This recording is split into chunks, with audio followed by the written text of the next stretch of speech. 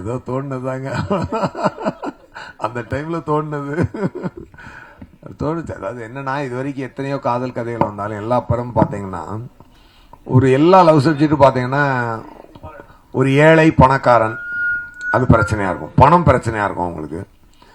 இல்லாட்டி குடும்ப பகை இருக்கும், ரெண்டு எதிரி குடும்பங்கள் இருக்கும், அதில் உள்ள பிள்ளைங்க ரெண்டு லவ் பண்ணிடுங்க. அதுக்கப்புறம் பார்த்தீங்கன்னா ரிலீஜியஸ் ப்ராப்ளம் இருக்கும், ஹிந்து முஸ்லீம், ஹிந்து கிறிஸ்டியன் இப்படின்ற பிரச்சனைகள்லாம் இருக்கும். ஸோ இப்படியெல்லாம் காதல் கதைக்கு என்னென்ன பிரச்சனைகள் இருக்குதோ அது எதுவுமே இந்த கதையில் பிரச்சனையாக இருக்கக்கூடாதுன்னு நான் முடிவு பண்ணேன். ஏன்னா அது it is going to be one another film அப்படின்னு ஆயிடக்கூடாது அப்படின்றதுனால ஸ்பெஷலாக இருக்கணும் அப்படின்னு பண்ணோம். அப்போ என்ன பிரச்சனை, ரெண்டு பேருக்கும் பிரச்சனை, அவங்க தான் வெளியே வில்லனை வெளியே வைக்க வேண்டாம் உள்ளே வச்சிருக்கேன்னு சொல்லிட்டு அவங்களுக்குள்ளேயே அதை கிரியேட் பண்ணலாம் அப்படின்னு சொல்லிட்டு ஒரு தோணுனது. அப்போ அந்த சண்டை எங்கே ஆரம்பிக்குது அப்படின்னு பார்க்கும்போது, ஒரு இப்போ ஒன்றும் இல்லை, என் இடுப்பை பார்த்தியான்னு கேட்டால் ஆமாம் இப்போ நான் பார்த்தேன், இப்போ என்ன என் கேர்ள் ஃப்ரெண்டோட இடுப்பு நான் பார்க்கக்கூடாது, அதெல்லாம் முடிஞ்சுது, கதை அங்கே முடிஞ்சுது. அதுக்கப்புறம் செகண்டாகவே இருக்காது. பட் ஆனால் அதுக்குள்ளே ஒரு சின்ன த்ரெட்டை கிரியேட் பண்ணி அப்படியே பிடிச்சி போனால் அப்படி ரைட்டிங்கில் போகிறதான் அது மாதிரி ஒரு அதுக்கு வந்து பார்த்தீங்கன்னா அது ஒரு அந்த டைமில் ஒரு புதுவிதமான ஒரு ரைட்டிங்காக அது அமைஞ்சுது. எனக்கு வந்து எரிக் சீகல்னு ஒரு இங்கிலீஷ் நாவல் ரைட்டர் இருக்கார், அவருடைய லவ் ஸ்டோரி, அப்புறம் உமன் மேன் உமன் சைல்டு, அந்த சைல்டு அந்த அவங்க ரைட்டிங் எனக்கு ரொம்ப பிடிக்கும். அந்த ரைட்டிங் ஸ்டைலை தான் நான் இதுக்கு ஃபாலோ பண்ணேன் குஷிக்கு.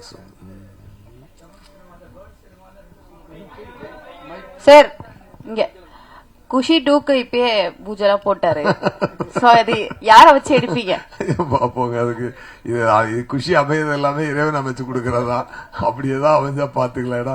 ஐ am always interested in my acting career. ஆமா,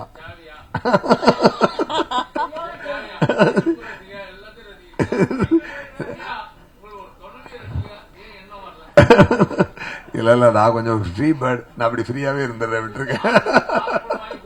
ரெண்டு வேர்ல்ட் லெவல் ஹீரோஸ் வந்து அஜித்துக்கு வந்து வாலி வந்து அவரோட வந்து ஒரு சாக்லேட் இமேஜ் இருந்தது. அப்போ கண்டிப்பா அது ஒரு நெகட்டிவ் கேரக்டர் கொடுத்து அஜித்தால இவ்வளவு டெலிவரி பண்ண எல்லாரும் அசத்து வச்சீங்க. அது உங்களோட பின்னாடி நீங்க தான் இருந்தீங்க.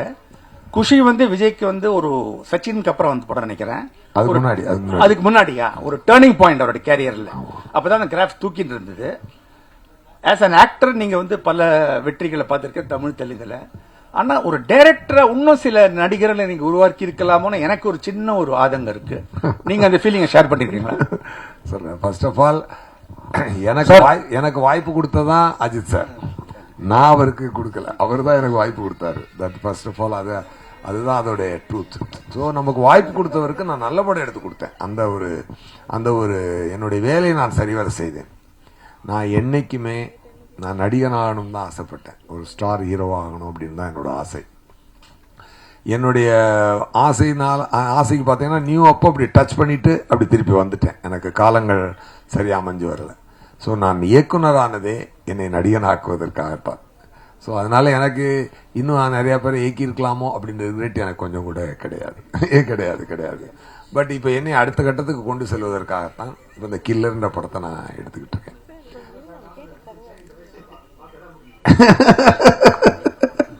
சூப்பர். அதனால அதுதான் அது. ஸோ எனக்கு அதில் ரிக்ரெட் எதுவும் இல்லை. ஸோ நான் கரெக்டாக என்னுடைய லைஃப்பை நான் பிளான் பண்ணி எப்படி போறேனோ அது கரெக்டாக போகுது. Thank you so much. Suriya sir இங்க இந்த படத்தோட ஆடியோ லான்ச் அப்போ ஆல்பர்ட் தட்டில் நடந்தது. கரெக்ட். அஜித் சார் கலந்துட்டு வாழ்த்தினார். ஆமா, அதே மாதிரி மறுபடியும் அஜித் சார் கலந்துட்டு வாழ்த்த வாய்ப்பு இருக்கா இனிமேல்? எங்க அஜித் சார் தான் பிடிக்கவே முடியாது. அவர் ஒரு தனி உலகத்துல வாழ்றாரு இல்லையா?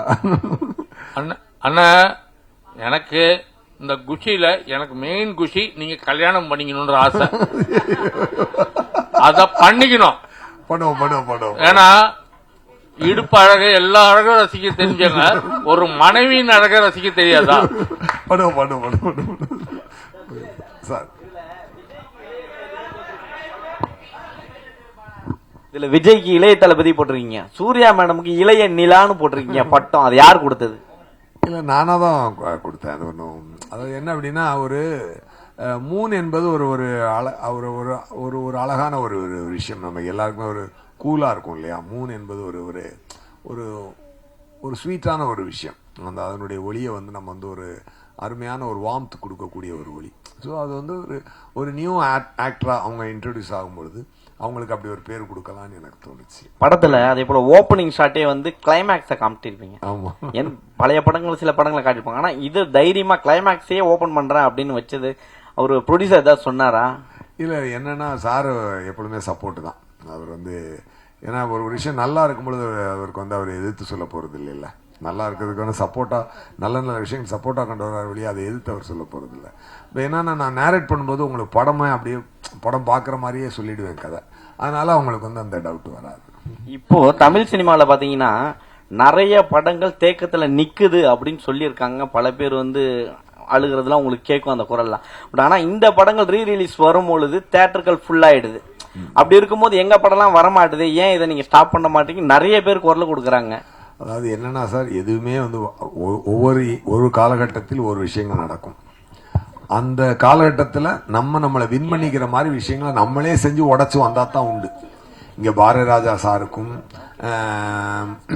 மகேந்திரன் சாருக்கும் மணிரத்னம் சாருக்கும் சங்கர் சாருக்கும் எல்லாருக்குமே யாருமே அந்த ரெட் கார்பெட் போட்டு கூட்டு வரல. எஸ்.ஜே. சூர்யாவுக்கும் செல்வராகவனுக்கும் யாருக்குமே ரெட் கார்பெட் போட்டு வாங்கடா படம் எடுங்கன்னு சொல்லிட்டு கூட்டிட்டு வரல.